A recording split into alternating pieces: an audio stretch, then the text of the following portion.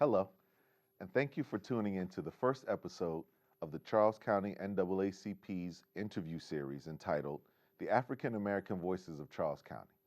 The idea for this series was conceived after I joined the branch 3 years ago. In talking with some of the more seasoned residents of the county, I learned more and more of the incredible stories that took place in a suburb just 20 minutes south of Washington, D.C. I then thought of the large number of transplants in the county who never get the opportunity to engage with these residents on that level and decided that it was time to share some of these stories with the public. In future episodes, you will meet people who have broken the glass ceilings of businesses and government agencies, establishments that have served African Americans of this county for decades, and the real life history of places in the county we transplants never imagined existed. I hope you find the series informative, educational, and it leads to an appreciation for the longtime residents in the county we transplants now call home. With that, my first guest is the president of the Charles County NAACP, Ms. Dyotha Sweat. Dyotha, I thank you very much for taking time out of your schedule, for being here with us today and kicking things off with this interview series. My pleasure.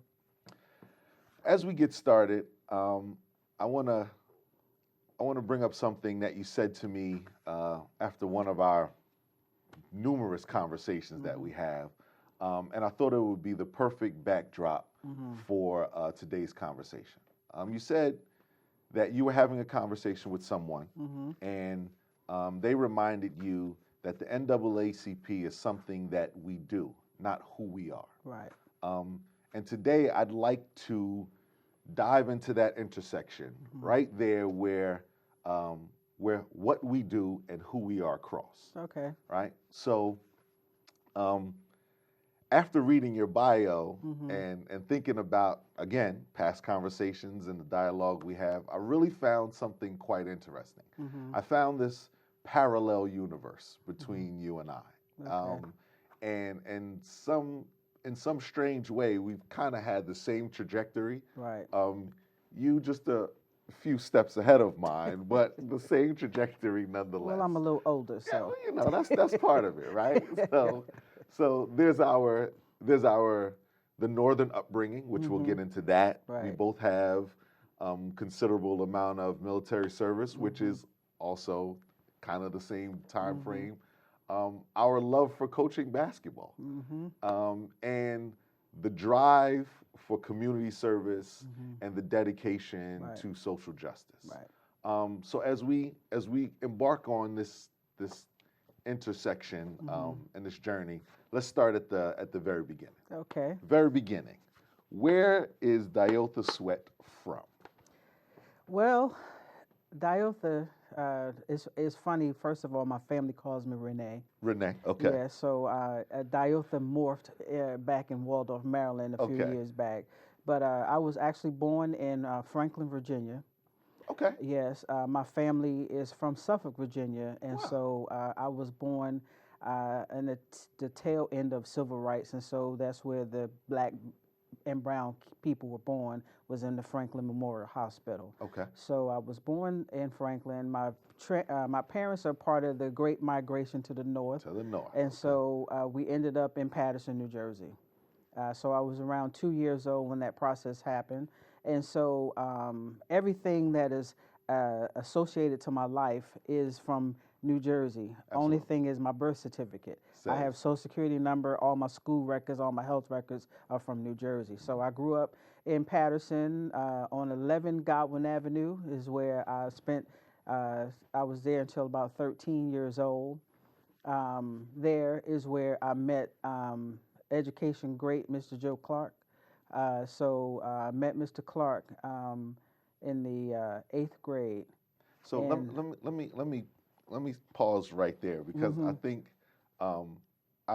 it's interesting that you said that because being from Philly,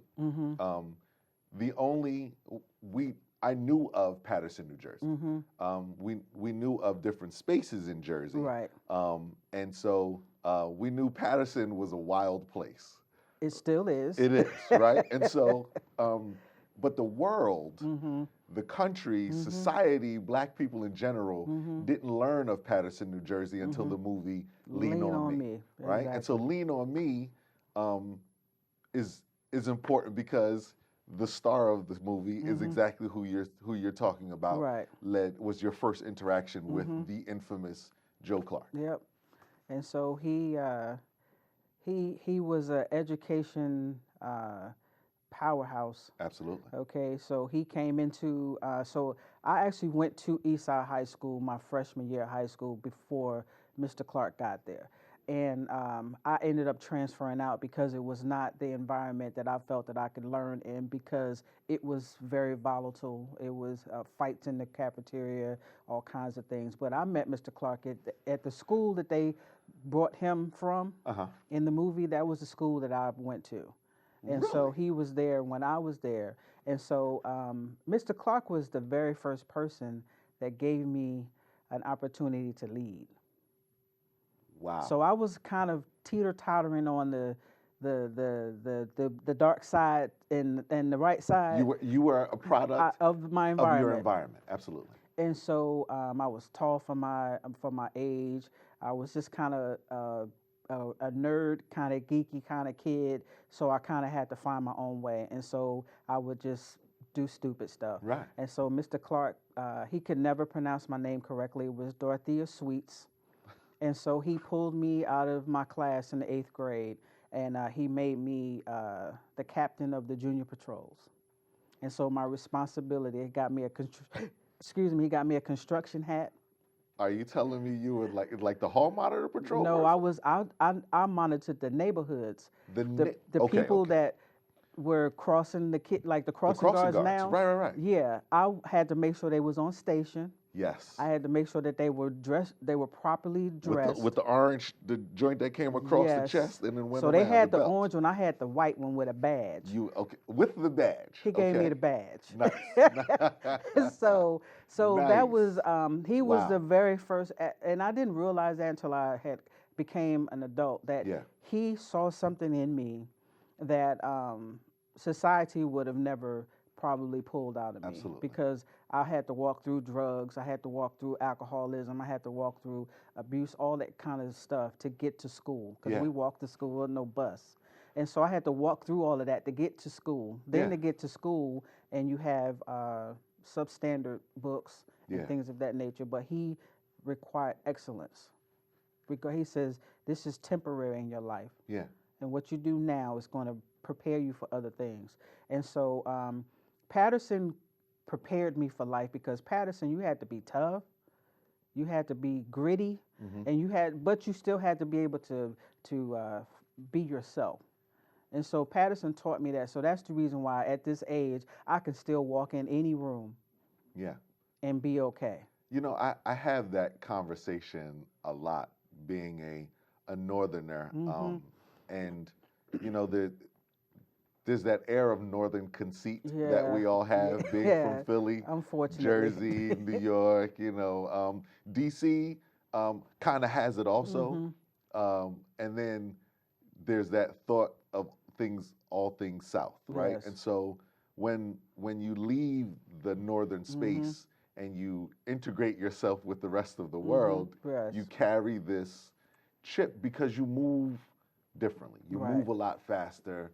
And then ultimately you slow down, but so it's interesting because Northerners, whenever they leave where they're from and move to another section of the country, the world, they always give a nod back to that upbringing as the motivation that's where I'm from. To keep you moving. Yes. Yeah. And so also, just not just to talk about Mr. Clark, my mother was very influential in my life. I was a part of the segregated South education system, and she had the opportunity to be the part of the first class to integrate, but she elected not to. Her stance was, I don't want to integrate. I want you to make better what I have.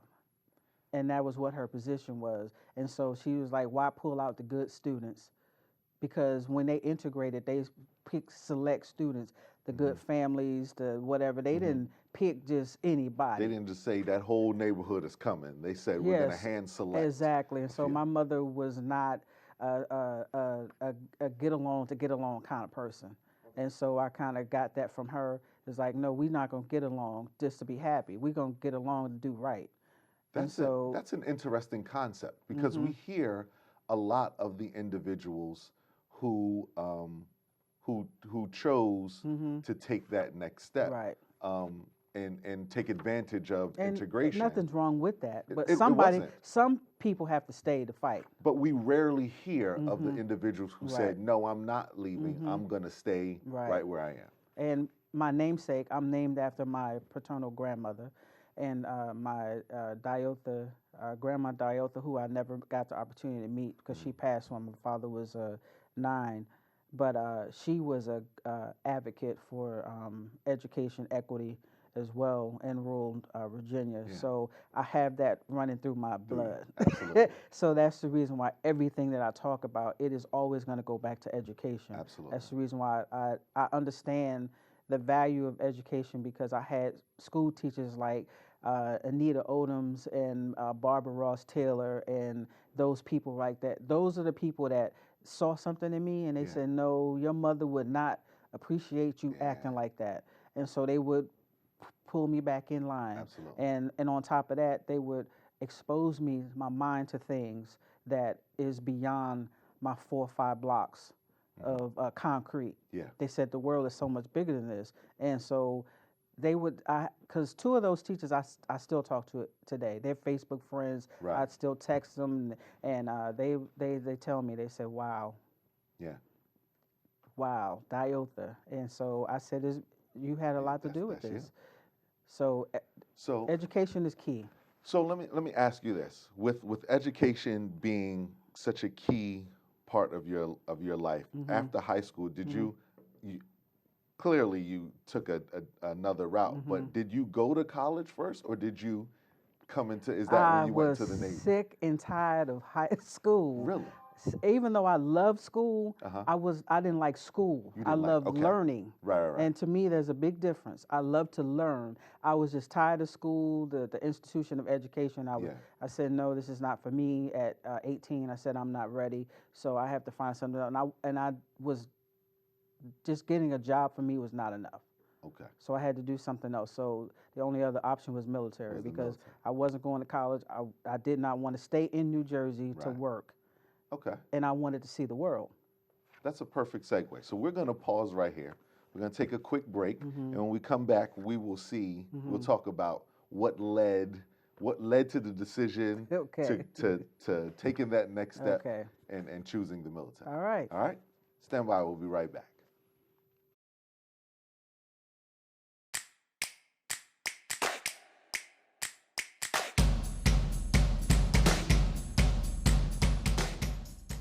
We're the NAACP. We don't follow movements, we define movements.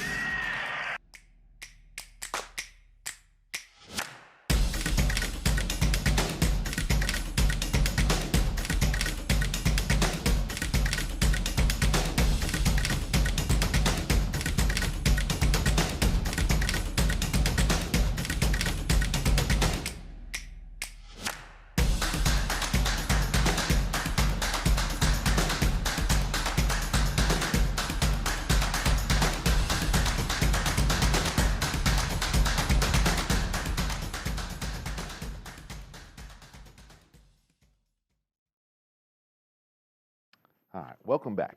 We're going to pick up where we left off, and where we left off was the next traffic stop, going through that next intersection of Navy life. Okay. So you've had some teachers pour into you. You've got the infamous Joe Clark. You've got the lineage of education and all that in your family, and you said, education, I'm done. With formal education, but I want to learn through life. Right. And so you chose not to go to college, but to join the military. And that military branch was? United States Navy. All right. Now, as an Air Force guy. The best naval force known to man. I'll go with that. Mm-hmm. I'll go with that. So why the Navy though? So there's a funny story with that. There always is. Yes. So initially, and historically, African Americans went into the Army. Yep. And so I had an uncle that served 30 plus years. I had another uncle that served a few years, and so I was going to continue that family tradition. Mm-hmm. So in my 11th grade year in high school, I took the ASVAB, the military entrance exam, 3 hours. I took it because, hey, I was out of class for 3 hours. And so when I go to talk to the Army recruiter, this gentleman told me that I needed to take that 3-hour test again. I said, sir, I'm not about to do that. It's not happening. That's not taking up 3 hours of my personal time now. That was 3 hours of school time. That was school time. Now you're trying to get into my Yeah, right. we have some problems. We're not doing that. No, we're not doing that. And so we went back and forth, and I just said, hey, I guess I'm not going in the military because I'm not taking a test again. Yeah. And I will be honest with you. I felt a feeling of deflation because I'm like, okay, my goodness, now I'm not going to college. Now I can't go into the military because all of those other 3 branches weren't even an idea in my mind. And so I'm like, man, I have to go get a job. Right. That was like the worst thing to me at the worst idea, right? Because that meant I had to stay in New Jersey. Yeah, but let me ask you this: so, with an uncle already in the branch and in the Army, did that have any bearing on why you wanted to join? That just exposed to you that somebody was in the military, but it wasn't. So joining the military was strictly all you. Yes. You were just like, I'm doing that. I woke up one morning and said, because I needed, so let's just, I was in love. There's always that. There is always I was in stupid love. There it is. And I just saw my life flash in front of me one day in class. And I said, I do not want to, my life is bigger than Patterson, New Jersey. Yes. And I just have this feeling that if I stay here, this guy is going to have this hook on me that I'm never going to get rid of, and I will regret it. Yeah. I will never live my dream if I do not leave Patterson, New Jersey. Yeah. Because Patterson, because you have to think, I was leaving right as crack was coming on the scene. Yeah. And so Patterson was in the devastation. Yes, the devastation of crack. That crack epidemic is still there. Absolutely. And so I saw that. I had the vision to see if I stayed, I would become a part of that. Yeah. And so I had to leave. And so the military was my out. And so when this Army guy was telling me that I needed to take this test, and I'm like, I'm not doing that. And so I walked out of his office. It was at the post office. And the Navy guy came out. His name was Bud Sanders. He came out, and he had on this ugly white uniform. And he said, I've been hearing your conversation. He said, I can guarantee you a spot in the Navy. I said, I can't swim. Right. I have never been on a ship. Right. Because that's all you see about the Navy is that's all. And I said, I'm not hanging over the side, chipping no paint and all this kind of stuff. And so but I told him, I said, I tell you what, if you could get me to California, I'm going in the Navy. And so I had this fascination. So if I had went to college, I was going to USC. So and guess who was at USC? Cheryl Miller. Okay. So hold on here, because now you're cheating. Now you're skipping ahead. But that's so. You know what? We'll pause that. We're gonna stop. We're gonna pause that. I will definitely come back to that. When I flip to that card, is when we're gonna get back to that. So if I had went to college, I was going out to California because I needed to go to the school that the best female basketball player on the planet attended. We're gonna get to that. So you say I want to go to. I need to get to California. Period. period. And so we went in the office, and mind you, I hadn't graduated high school yet, so all of this could not have happened without parental consent. So we go in the office, and he had several jobs for me that got me to California. And so I said, okay, what are they? Explain them to me. I had the wherewithal to ask these questions because, sometimes you're going in and the recruiters can sell you swampland. Yeah. And so we call that coming in general. And right? I was told not to ever do job. that. Come in with a job. And so one was, we call it MS, that's the mess, the cooks. I said, no. Not happening. I'm not doing that. And in my back of my mind, like, that's what we did when we couldn't do nothing else. Yep. I'm not doing that now. I have options. Absolutely. Okay. Right. And so he said, well, you can do something. And so the one he picked, he said, communications. Radioman is what we call it in the Navy. And I said, what do they do? And so he read all, and I said, where will this take me? He said, well, you can go to San Diego, California for 13 weeks. And then after that, you'll pick where you want to. I said, I want to do that. And just for the record, San Diego, personally, is like one of my top 5 places on the planet. Yes. I love the weather there is beautiful. The weather is incredible. It's like room temperature all the time. All the time. Yeah. And the breeze off the water. It's incredible. Yes. The water's cold. Yes. But everything else is lovely. So I said, well, you've won me over. Right. The next step. Now you got to go back to the house. You got to talk to my mother. Right. And so I went home and I had told my mother, I said, well, I want to go in the Navy. She says, okay, here we go. First it was the Army. Now, she said, black people don't go in the Navy. They don't swim. There's that mindset, and right? She said, you don't know how to swim. You don't right. blah. And so I said, I just told her, I said, Ma, I have to leave here. Yeah. I said, just like you had to leave to live your own life, and you're here, I have to do the same thing. And so she kind of looked at me like, did you just use my life? Yeah. to help. Hey, man, you already had the training in how to advocate for yourself. Yes, I said, well, you had to. Yeah. And so I said, I have to leave. I didn't even tell her about the in love part. She already knew that anyway. So she was like, okay, well, we'll talk to him. And Mr. Buzz Sanders came to the house and explained everything, and the rest is history. And that's that. Mother said, yeah, and I went to, because most people don't realize you swear in twice. So I swore in the first time the day I graduated high school. I went there in the morning. I went and graduated high school that evening. And then I didn't go into the Navy until June 6, 1986, the year after I graduated high school. So in between all of that, so you were I actually walked. Right, okay. So I actually worked. And so I had some pretty fascinating jobs. I worked at a carpet company that produced the carpet for Dynasty.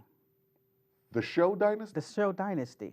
Get out of here. So we had a Christmas party, and the cast came from Dynasty. From Dynasty. Comes to New Jersey. They were in where was it? It wasn't Trenton. It was, I forget what town it was in New Jersey. But that's where we worked. We were a carpet company, but this carpet company provided the carpet for the set. That's crazy. That's crazy. Yeah, so I was just like, wow. And then I worked at the clothes designer for one of Charlie's Angels. What is this? What is this? This is Jersey. Like this is New Jersey. Patterson, New Jersey. It was Kate Jackson. It was either Kate Jackson or Kate Smith. Okay. One of the Charlie's Angels, her clothing line was made there. Yes, I was the person that would take the piece of paper and put all of they would say, okay, we want this bottom and this top and this necklace and all of that on the cardboard, and I would put it on the cardboard, and then I would make sure that it was ready for in essence, a stylist. Yes. Right. The second stage of the stylist. I did that as well. All right. Yeah. See, like this is supposed to be about the Navy, and again, we could be somewhere else. All right, Yes. so So I went in the Navy and ended up in San Diego, California. My first duty station, okay. Naples, Italy. Let me. Wow. 19 years old. Naples, Italy, 19 years old. Yes. So that's a good question. It's interesting because I know through some other affiliation, which we'll get to later, in order to be a part of that, you have to deploy. Right. Right. And deployment for a lot of when people hear deployments, they think of the knocking on doors as the Marines or the Army does. The Air Force, we kind of do some of the same, but we're a little further back because our planes got to get off. But what does deployment life look like for the Navy? Well, it is for the most part we deploy on ships, but we do actually deploy to from land to land. Gotcha. But our deployment, when you say deploy for a sailor, is a ship leaving its home port and setting sail. And so basically, the Navy deploys every 6 to 18 months, regardless of what's going on in the world. Correct. Because there is a conflict somewhere. Absolutely. In all parts, 4 corners of the world. And so when we get ready to deploy, we have to, of course, get all our shots and all that kind of stuff. But there's a whole lot of background logistics that go on. You have to make sure we have our stores, which is our parts, and food and all the livelihood things that we need on, because you're talking about a little city now, leaving the pier and going out to sea. And so we have to have dependency care plans, because the one thing I tell people for the Navy, the most dangerous thing is that when you leave the pier, you don't know if you're coming back home. Very true. Because you're not fighting a person. You're dodging submarines. You're dodging mines in the water. And if that happens, there's no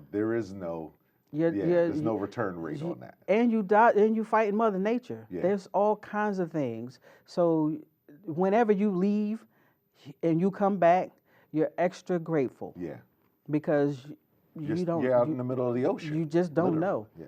And when you say middle of the ocean, you're middle of the ocean. And so it is deploying is very stressful. It is extremely stressful, and so it is. Each branch has its own level of what deployment really is. But for me, for the Navy, it's just you're away from everything. Even it's just crazy. Yeah. So it's hard to explain. When other people hear communications, and I'll say civilians for this context, when civilians hear communications, they think something different than what communication means TV to military folks, right? Yeah. And so I assume what I know of communications or comm is IT based, right? And so was that your career for your duration? Yes. Okay. So when I initially came in the military, IT, IP, and all of this stuff didn't exist. It didn't exist to the civilian sector. Right. It did exist. It did on the ship. It did exist to the military. Just these cell phones and all these kind of things. We messaged and text even in the military. We used to have something called Sarah-like messages. Yeah. So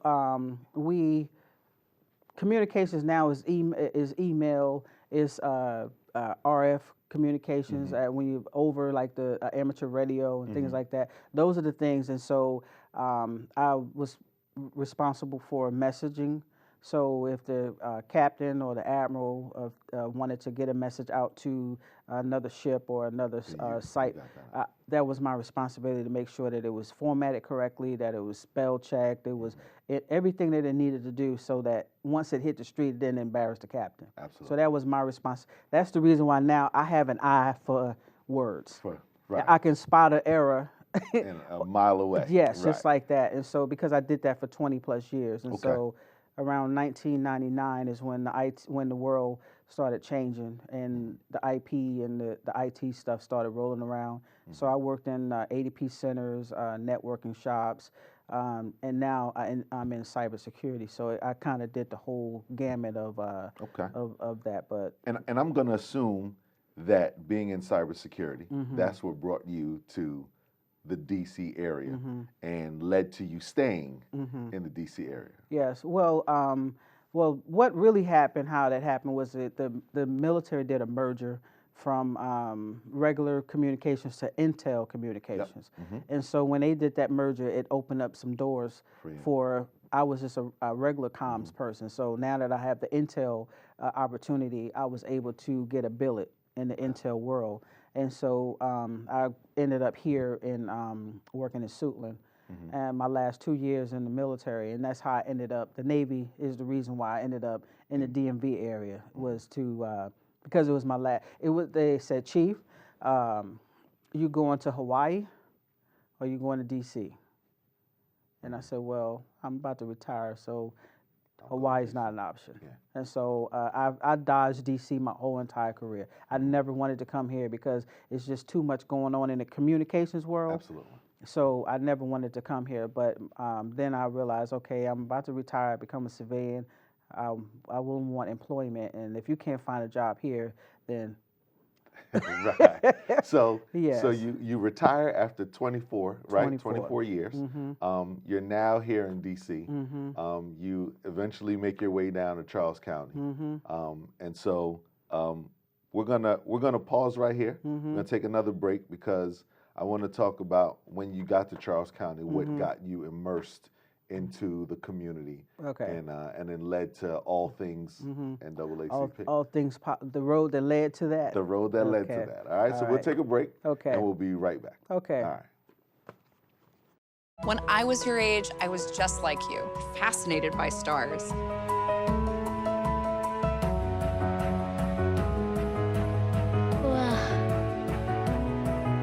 But now I get to search for life in the universe. And who knows, maybe life is looking for us too.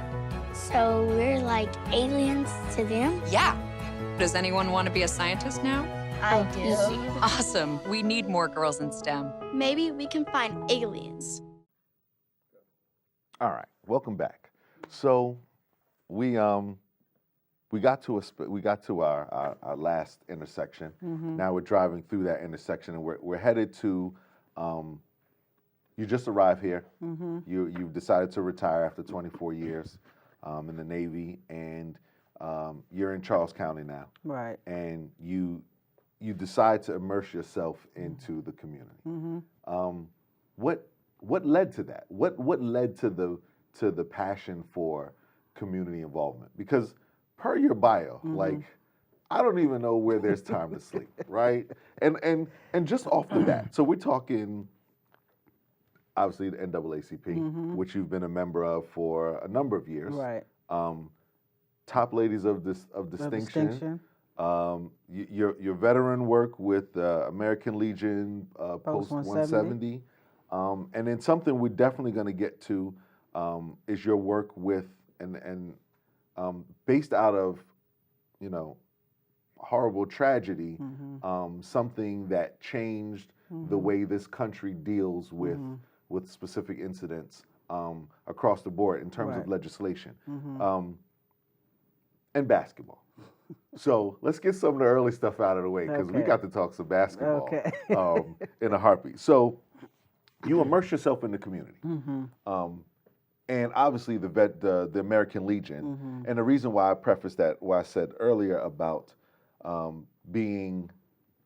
deploying is because in order to be part of American Legions like that, you have to see certain parts of the world combat. It's just not open to all military members. And so, but what I find interesting in all of these organizations, it points back to what Mr. Clark did in 8th grade. There's leadership positions in all of them. And what drives the community service part? Because they all feed different things. Right.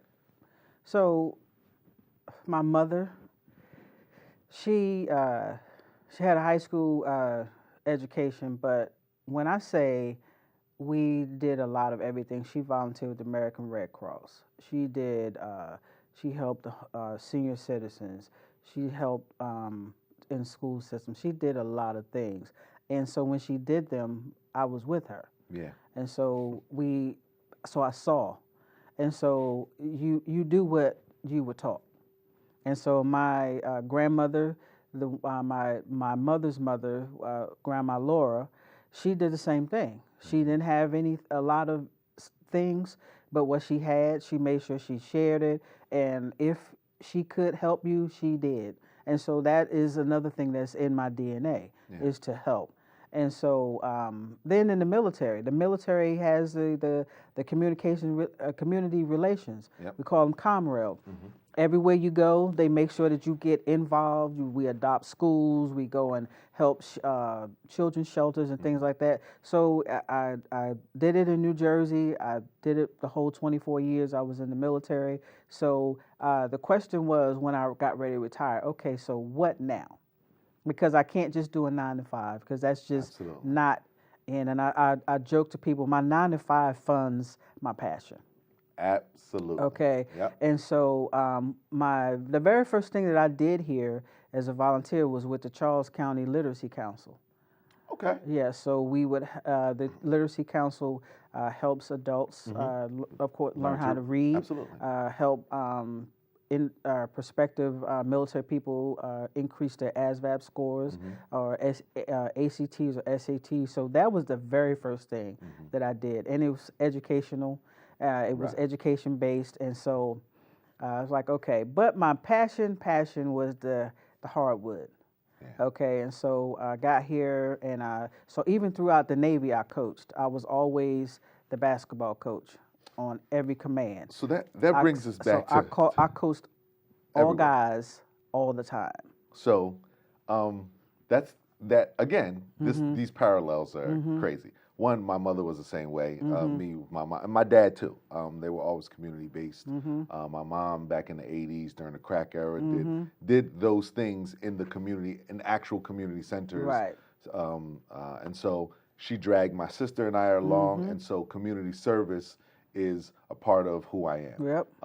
Sports in terms of tennis and basketball were just part of who I am. But it's interesting because that's why I wanted to hold off on the Cheryl Miller. So Cheryl Miller, you know, that's a big deal.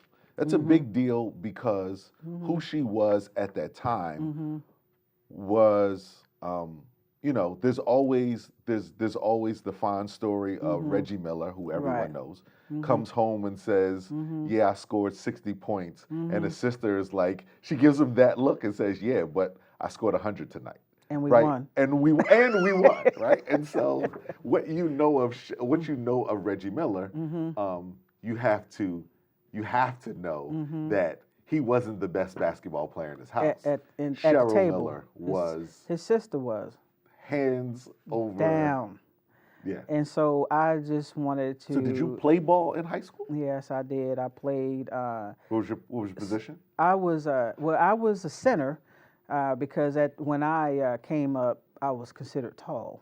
At 5'8", I was considered tall. So now I'm considered almost tall. I hope that doesn't have any outlook on your winning record in high school. No, well, see, and so it's funny. When I was coming up, I was not a go along kind of person. And I kind of not that way now, but really? I'm always the person that you either treat everybody fairly or I can't support it. So basketball is always, in high school, is always you center the whole team around one person. But it takes 5 people to play the game. It does. It takes 5 people to win the game. So design the team around the 5 people, the 5 positions. I'm going to pause here real quick and tell a quick story. The story is, when we sat down to do this, there are 3 cameras here. One of these cameras has words on them.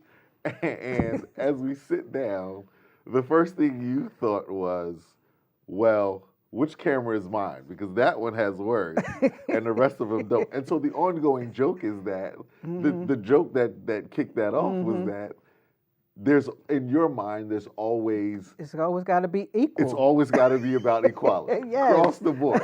I'm not sleeping on it in any way, shape, or form. Because I was like, okay, why? Yeah. How you get to read, right. and I got to and I just got to go off the cuff. That's not good. Right. So, but my whole life has been like that. Been like that, which is a natural progression, and it shows in every stage you were. So back to basketball. So you're playing basketball. You decide to come into the military, and I, like you, played basketball. When I first came in to the Air Force, I went to Korea. That was my first base, and I was introduced to base team basketball. Right. And this kid from Philadelphia who had that northern point guard, run as fast as you can, crossovers, dish, and all of that. Break a few ankles. That's all I lived for. If I could get one person to fall, life was fantastic for me. You couldn't tell me I wasn't in the NBA, right? We're traveling around Korea. So you, with the love of basketball, you leave, you join the Navy, you then go to Italy, which at the time, I heard you say that you coached the men's team the entire time. Right. I take it they didn't have a female base team? So because a lot of bases don't. In Italy, I was actually still playing. Okay. So around when I started having my children, I moved from a player to a coach. Gotcha. And so when I reported to the ship, USS Velagoff in 1996, by the way, we were the first females that integrated that class, not just that ship, but that class ship. And so I became the basketball coach. And so wherever we went, we won. So we would go to ports and play. And so we're going to always get off scripts with me telling stories. So no problem. We were in Poland. And Poland at the time, no women were in the military. And so they thought that I was someone that they flew with them to coach the guys' team. First of all, I was a novelty because they couldn't believe the men's team had a female basketball coach. Yeah, let's start with that. Let's start with that. And so when they realized that I was actually in uniform, the women that were there treated me like I was a celebrity. Because the little girls, it was like, wow, this is why we're in the military, showing the world what this is really supposed to look like. And so coaching allowed me to transition that to those young girls. It's like, this is what you can do. I said, whatever it is you want to do, I said, don't allow anybody to tell you can't. Yeah. Okay, because you see what I'm doing. Yeah, yeah. Okay, and so the actual, I don't think I was supposed to do it, but the actual Polish news people interviewed me. I'm pretty sure you weren't. There's you're supposed to check in with the PR. Yeah, but we public affairs person for that. We were on the boat being transferred back to the ship. Yeah. And they was like, "Can we talk to you for a second?" And before I realized that I was being interviewed. Yeah. And so those are the kind of things that the military taught you to be engraved into the community to make a difference. Because we're not just there to fight. We're there to educate you. We're there to show you a better life. Absolutely. And so I did that. I you coached. Also did that through sports. I did it through sports. I did it in Japan. In Japan, we had we on camera, so I can't use the word, but we had a real good team. Okay, as a matter of fact, people didn't want to play us. When were you in Japan? I was in Japan from 2005 to 2008. So I coached. I retired from coaching the ship's team in 2007. So you were part of that. You were part of that PACAF, that PACAF basketball. Yes. Which for most people don't understand, that's a big thing. Yes. PACAF basketball, because you have Korea, and you get a lot of people who come in and out of Korea on a yearly basis. USA basketball team, when they do their traveling across the globe, they actually came to Yakutsk to play. Yeah, and they usually end up playing the all PACAF team because at certain points you get some Navy guys. We used to have this guy in Korea with me who was in the Navy, but he was I don't know why he was even stationed with us, and he was a flat out beast. I mean, like he could. We have a facility that's in Korea people don't realize we have facilities all over the world. Absolutely. They think that we just float on the water, but Absolutely. we touch land every now and then. So let me ask you this: what was your methodology to coaching? And I ask that because for me, I coach. I coached in the county, kind of like you did. I coached with local high school for a little bit, and then I coached at middle school. But because, like you, I'm kind of doing so many different things, I found that the county league works better for my schedule. I get to coach for a few, and then I can watch these kids as they go along. Right. So you've coached the county, which would be middle school and below, and then you also coached the girls basketball team. I actually coached fourth grade. When I was got no patience for when that. I was Parks and Recs, I started at fourth grade. I'd always in eighth grade. Then I love that. went to middle school. Yep. And then I went to AAU, and then I finished my coaching career here in the county at high school. Right, and you coached at St. Charles, right? I was the year the school opened. I coached there the first 2 years. Nice. So what's your methodology to coaching? Me, because I'm a pure point guard. I was always big man centered. I always liked to, I run a motion offense to get my guards moving, and then my thing was always defense. You were always defense, which defense produces points. Defense produces points.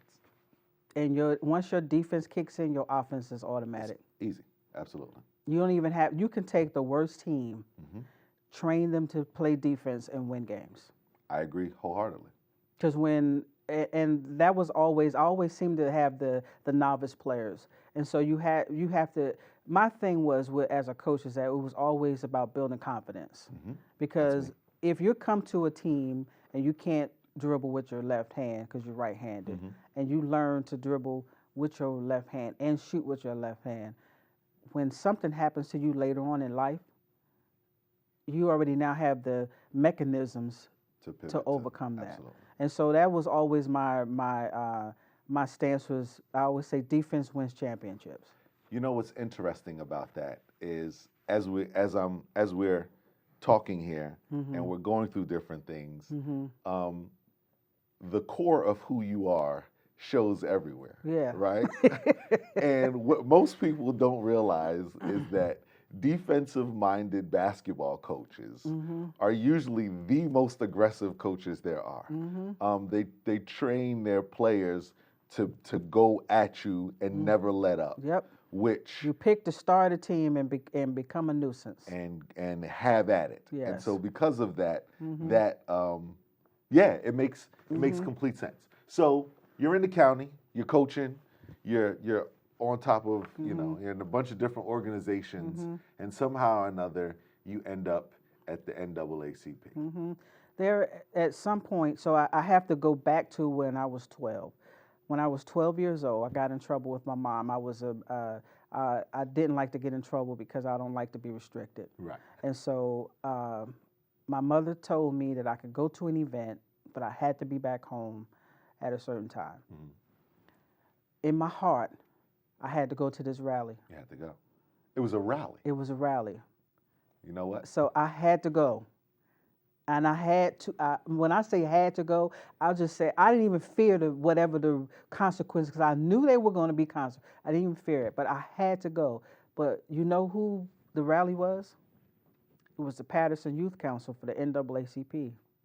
I didn't realize that until I had left home and had a conversation with somebody. That was my first introduction to the NAACP. That's the perfect stopping point right Yes. there. So we're going to pause right here because that'll lead us into all things NAACP. And as usual, we did not expect the first interaction with the NAACP to be at 12. 12. All right. So let's take a break and we'll come back and we will we'll talk NAACP. Okay. All right. We'll be right back.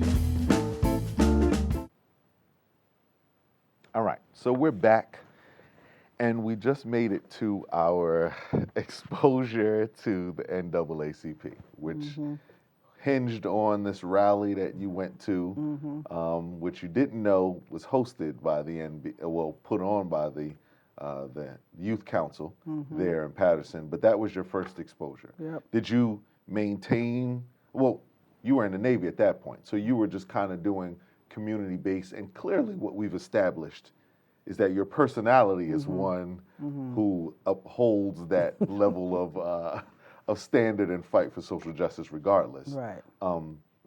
You're in the county now, and you're doing some things throughout the community. What brought you to this branch? Or did you even join prior to here? No, I actually never actually joined the organization. Okay. Throughout my naval career, I was always the equal opportunity officer. And I always gave the training. So at that time, I just could not commit.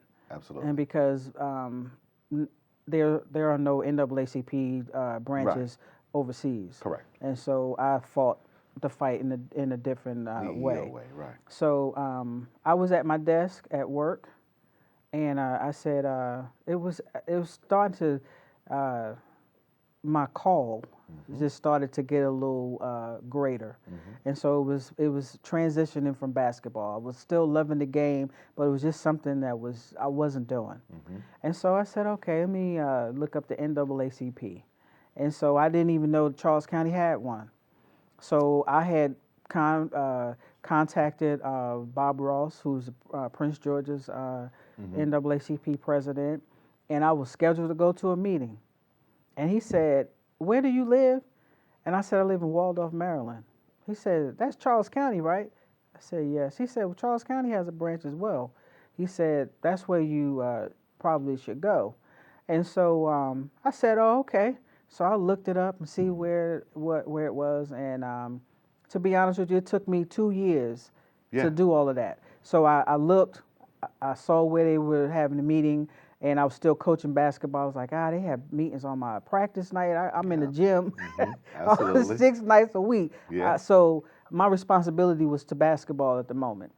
And so they were meeting at, I think, Zion Wesley or something. Okay. On off of 228 is when I initially looked. And by the time I came to the meeting, they was at the Remax building. Gotcha. So I walked in. And I'm not even gonna lie. It was I walked in. It was about 20 people, and all of them were either my mother's age or older. And so I sat through the meeting, and I didn't go back. So I go back again, and it's the same thing.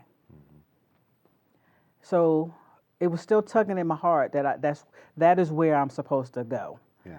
I didn't go look for no other social justice organization. That I knew but I was just like, I don't have time for this right now. Yeah.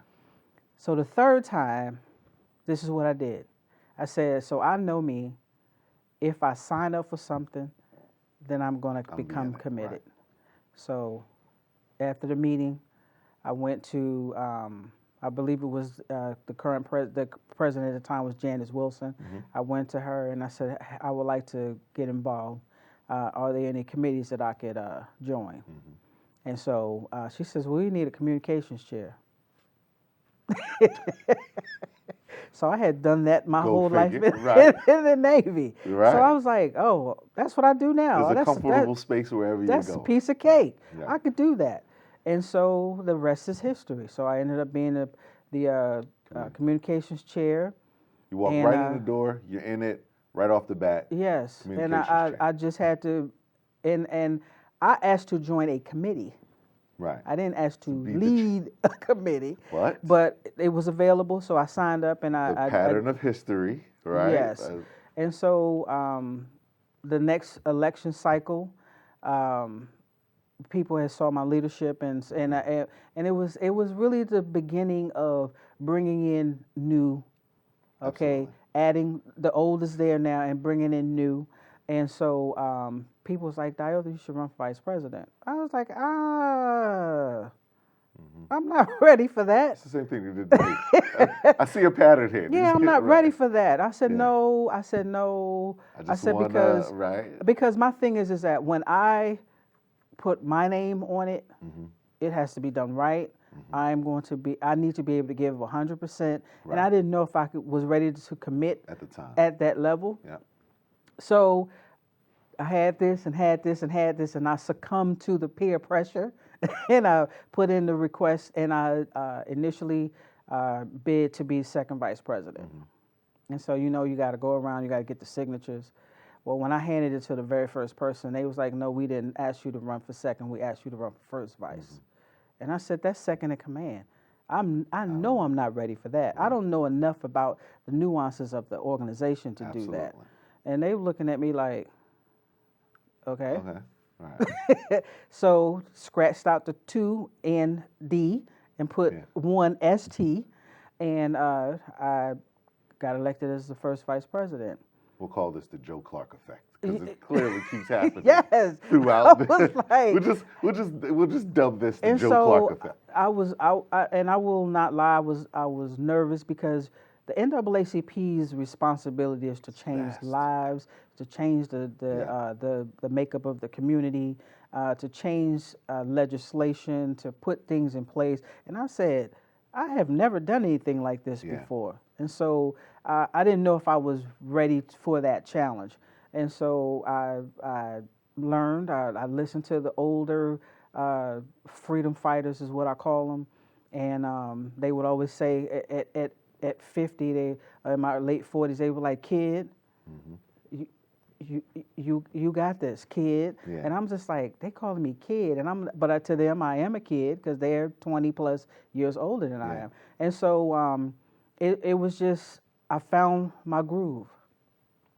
So we're now sitting in on meetings and talking to officials, and although I traveled the world and sat at meetings with great leaders of the world and great leaders in the military, I never thought that I would, in my lifetime, sit at the table with elected officials, politicians, such as Congressman Hoyer, the Van Hollens, the Ben Cardins of the world. I never thought that I would be able to do anything like that. And through the NAACP, I got to meet somebody that I just thought was just a civil rights giant, and that was Julian Bond. I got to meet him in Philadelphia a month before he passed away, and it was because of the NAACP I was able to see somebody that I don't like the word idolize, but I did. Admired, right? Yeah, absolutely. I admired him because of his sacrifice and the work that he put into advancing us as a people, and so the NAACP is who I am. And it is what they stand for. Absolutely, is who I am. Being the president is what I do. So that's a good point. I think that's important to note because what we can see through this short time and this conversation is that. And not to abuse the word destiny, but to use it in its literal context, which is that from the Joe Clark effect, right? At that stage in your life, and where you've gone and what you've done, the lineage of your mother, your grandmothers, the sacrifice all around you, it only made sense that you ended in this organization, coupled with the drive for leadership positions and being, some people are just natural born leaders. Right. There's no ifs, ands, or buts about them. It's in their DNA. There's nothing you couldn't turn it off even if you even if you tried. I'm miserable when I do. Right. And so that only led to certain things. So I want to point to the step in between. So you were first vice president for two terms, which is technically 4 years, right? So for 4 years, you were sitting at these tables with, we talked about the statewide bigwigs, but I don't want to overlook the local policymakers who shape the lives of the county residents every day. And we talk about, when we talk about voting, how important it is for local elections is a lot more important than it is for state and even national elections. And so you're sitting at the table with these superintendents, these, you know, these sheriffs, the number one at every elected or public entity in Charles County. And then you decide to run for county commissioner. Yeah. Right? Is that decision based on sitting at tables and realizing or thinking that, you know what, while I'm doing great here, I could possibly do something greater there? So it was a combination of things that got me. So if you have spoken to me in 2017, I would have told you that there's no way on this side of creation will I run for public office, because that was not where I saw my life. Okay, because I just think that as an elected official, sometimes you have limitations. As NAACP, we don't have those kind of limitations. Absolutely. Okay, so why did I run for office? It all morphed out of a tragedy.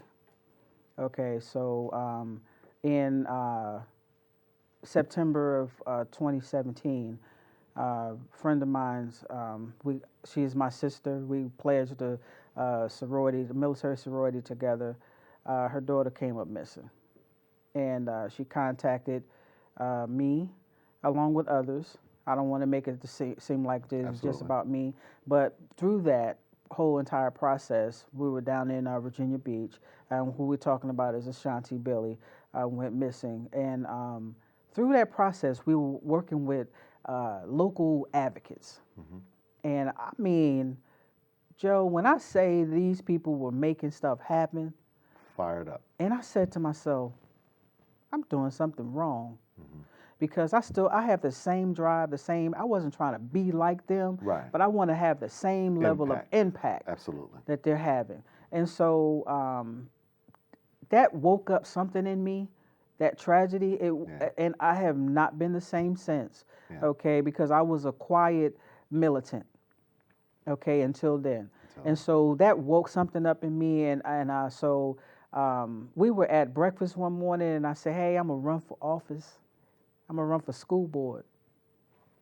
And everybody at the table said, no, you're not, because that's not it. School the second board. vice president thing again, huh? What is it?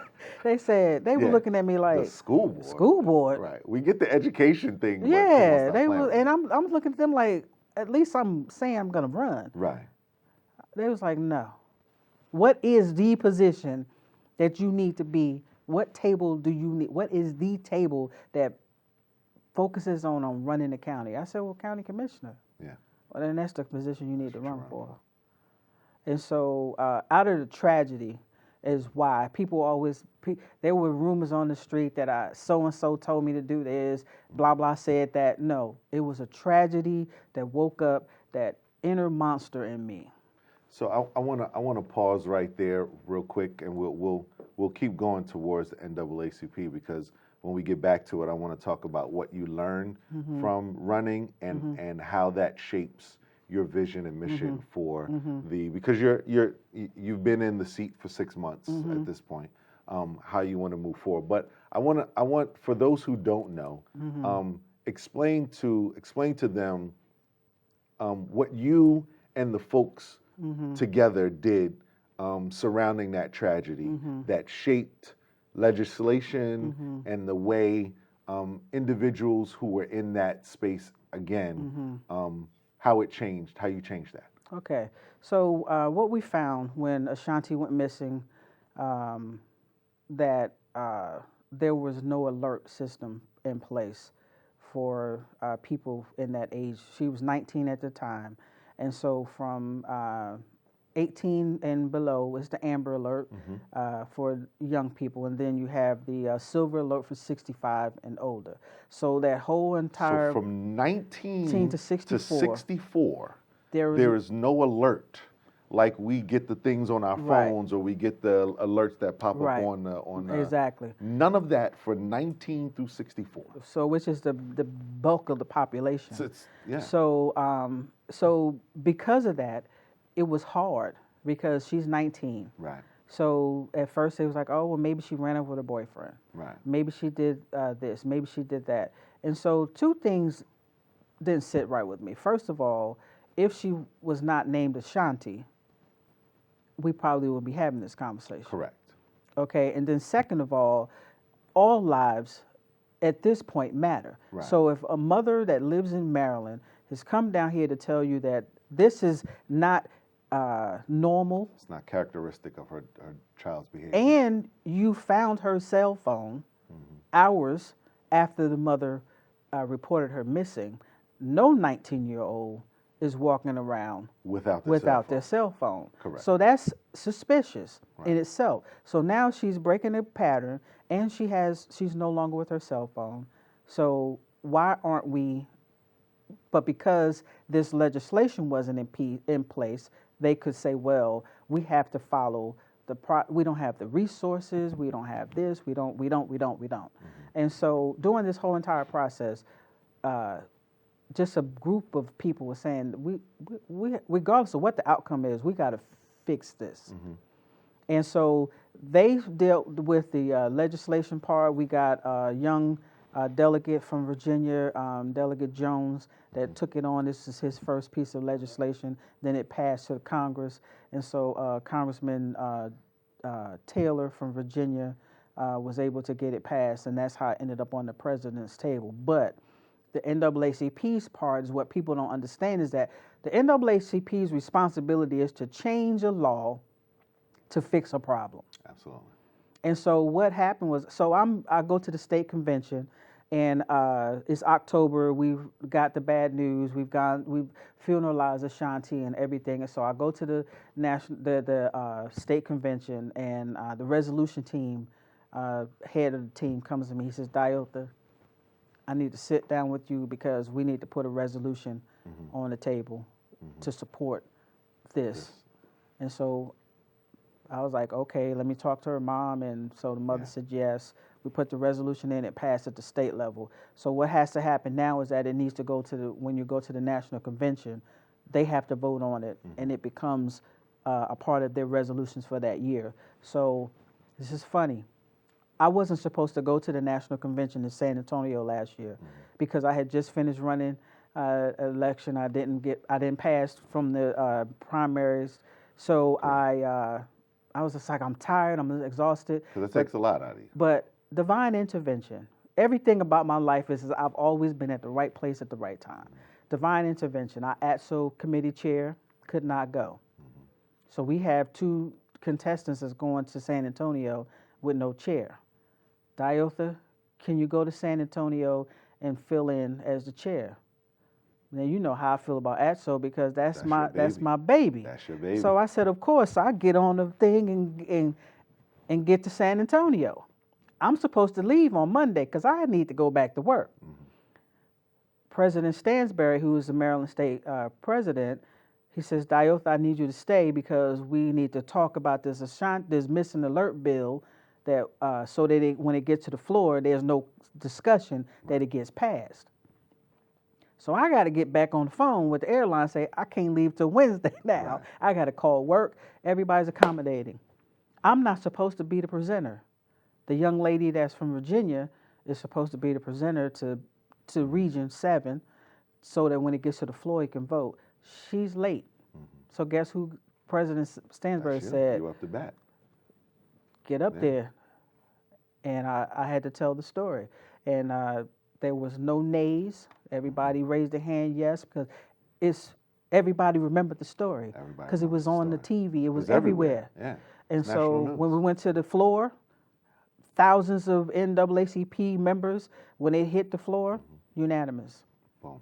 So now I'm sitting in Washington, D.C. months later, with Congressman Taylor because we're about to present it to the House.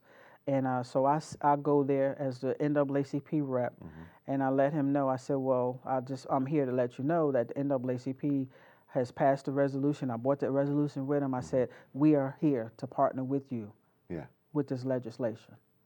And so when he did the press conference and everything, the NAACP got that its recognition, not because it's that, but because to let the world know that, we are supporting this because we have people that should be represented. Absolutely.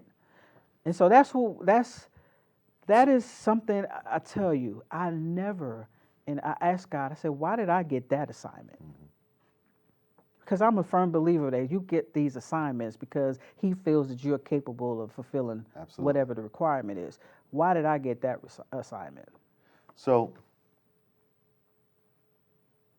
that's obviously, when you think about the space of in the age range of individuals who aren't accounted for in something like that, it's a big deal. And so you carry that momentum, and now you're into your presidency with the Charles County branch of the NAACP, number 7016. Yes, hashtag. Hashtag number, depending on your age group. As we come to a close in this interview series, this conversation, this being the very first one, I think it sets a wonderful tone for what we plan to get from the residents of this community, how people in this space and in this place of Charles County are affecting lives nationwide. Right. What is your mission/vision for the future, for your first term, your first 2 years, or the next year and a half of your presidency with the NAACP? Well, one of the biggest things that I talked to the membership chair about is that I'm not a big component of bringing on new people. I want to re-engage the old. Okay, so we have sent out letters to some of our members that have been dormant, because once you're a member, you're always a member. Your name is never erased off the roll. You're just active or inactive. Exactly.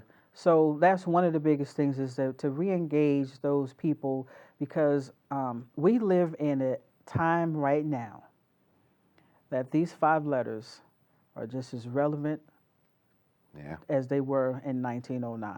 Absolutely. Okay, we're having systematic racism going on rampant. We're having people now just basically saying whatever they feel that they can say and do.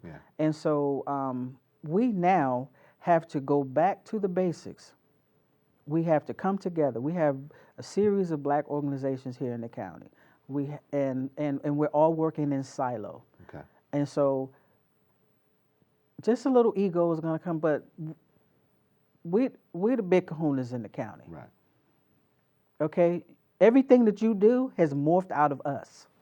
Okay, if you look at we have game changers. If you look at what their programmatic thrusts are or whatever, it is in line with us. Right.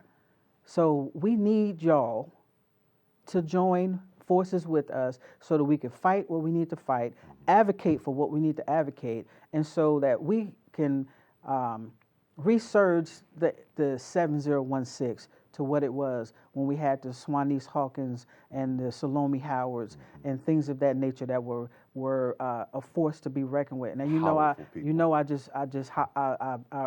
hollered out the women. Absolutely. Because when and this is not bias, but when women get involved, things change. It does. There's no denying that. Okay, and so we have to be at the table. We must be at the table, and if not, we're going to bring the table. There it is. Okay, and so my vision for us is to, when we come to the table, you know that we're about business. We're here because something is wrong. We want to know why it's wrong and what you're going to do to fix it. And we'll give you a couple options. And we'll give you some options, and if you need some help, then we'll do that too. Wonderful. But the fact is that we can no longer sit silent because Dr. King says it wonderfully.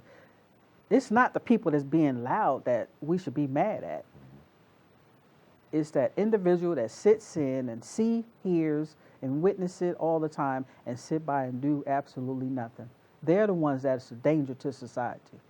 Agreed. And so the NAACP is not going to be quiet as long as I'm at the helm. So my vision is just to make sure that we're advocating for our students, advocating for our senior citizens, advocating for our veterans. Our veteran population here in the county is growing, and we don't have a voice. We have 3 veterans in the room. Okay, and so we need to make sure that the NAACP is focusing on that as well. So I'm encouraged. Our membership seems to be not growing, but is growing in numbers, but growing in activity. Nice. And so I'm encouraged by that. I have a great executive team. People don't realize that I'm just a spokesperson. The executive team lays out the law, and then I execute it. Okay, and so my vision is to do the business of the organization. Wonderful. So, obviously, we could be here for a lot longer, but there are time constraints. When we go off air, I'm gonna need a lot more about Patterson, New Jersey, because I'm still stuck at Joe Clark. Off air, you told me about Hurricane Carter. There's so much there. But again, I thank you for being here. I thank you for setting the tone for this interview series and for it to come. I want to say, obviously, thanks to College of Southern Maryland for providing the space and working with partnership. I want to thank Mike Moses, Amber Simpson, Justin Dockery, a young gentleman from our youth council. Which we didn't even get an opportunity to talk about. We didn't talk about that, but from our youth council, Bryce Poole. I want to thank all those individuals behind. His dad stuck around, so we probably got him working back there too. I want to thank everyone for making today happen. And so a plug for the Charles County NAACP. We meet, our general body meetings are the 3rd Tuesday of every month from 7 to 9 p.m. at the CSM building on Old Washington Road. It's right next door to the fire station. Please come out, see what we do, see where you can get involved. And I thank you. I thank you for watching, and I hope to see you at our next episode. Thanks again.